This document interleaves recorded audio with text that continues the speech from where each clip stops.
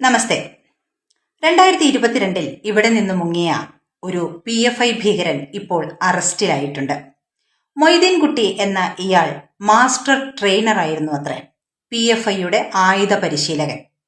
മതതീവ്രവാദത്തിലേക്ക് PFIയുടെ പ്രവർത്തനങ്ങളിലേക്ക് ആകർഷിക്കപ്പെടുന്ന യുവാക്കൾക്ക് ആളുകൾക്ക് ആയുധ പരിശീലനം നൽകാൻ ഏർപ്പെടുത്തിയ വിങ്ങിന്റെ തലവൻ. ഇയാൾ കൈവെട്ട് കേസിലും പ്രതിയായിരുന്നു അത്രേ. ഇയാളെപ്പറ്റി അറിവ് നൽകുന്നവർക്ക് 7 ലക്ഷം രൂപ ഇനാം പ്രഖ്യാപിച്ചിരുന്നു എന്നാണ് വാർത്ത.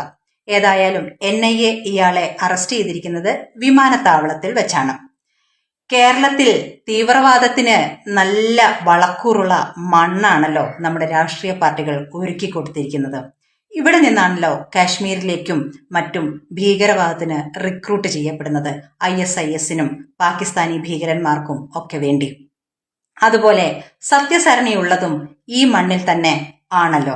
അഖില ഹാദിയെ കടത്തിക്കൊണ്ടുപോകാനോ അല്ലെങ്കിൽ അതുപോലെ തന്നെ എത്രയോ പെൺകുട്ടികളെ സിറിയയിലേക്ക് കൊണ്ടുപോവുകയും ഒക്കെ ചെയ്തതും ഈ മണ്ണിൽ നിന്ന് തന്നെ ആണല്ലോ. ഇതൊക്കെയാണ് കേരളത്തിന്റെ റിയൽ സ്റ്റോറി. എന്നിട്ടും ഇവിടുത്തെ രാഷ്ട്രീയക്കാരും മാധ്യമങ്ങളും വാളെടുത്ത് തുള്ളുന്നത് എന്തിനാണെന്ന് നോക്കൂ. കേരള സ്റ്റോറി എന്ന സിനിമയുടെ ട്രെയിലർ കണ്ടിട്ട് അതിൽ ബീഫ് തീറ്റുന്ന രംഗമുണ്ട് എന്ന് പറഞ്ഞുകൊണ്ടാണ് വാളെടുത്ത് തുള്ളുന്നത്. അതിനെന്തിനാണ് ഒരു സിനിമ? ചരിത്രം വായിച്ചാ പോരെ? ടിപ്പു ഇത് ചെയ്തിട്ടുണ്ടല്ലോ. പശു ഇറച്ചി തീറ്റിക്കൊണ്ടാണ് മതം മാറ്റിയിരുന്നത്. പശു ഇറച്ചി തിന്നുന്നവരെ മതം മാറ്റും, അല്ലാത്തവരെ തലവെട്ടി കൊല്ലുകയോ കുതിരയുടെ കാലുകളിൽ കെട്ടിയിട്ട് പീഡിപ്പിച്ചു കൊല്ലുകയോ ഒക്കെ ചെയ്യും.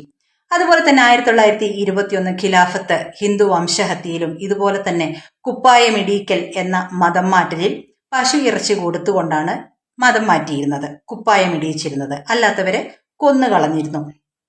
ഇതൊക്കെയാണ് ചരിത്രം. പിന്നെന്തിനാണ് ഒരു സിനിമ? ഇതൊക്കെയാണ് കേരളത്തിന്റെ റിയൽ സ്റ്റോറി എന്നുള്ളതാണ് നാം മനസ്സിലാക്കേണ്ടത്. രാഷ്ട്രായ സ്വാഹ ഇദം നമഃ.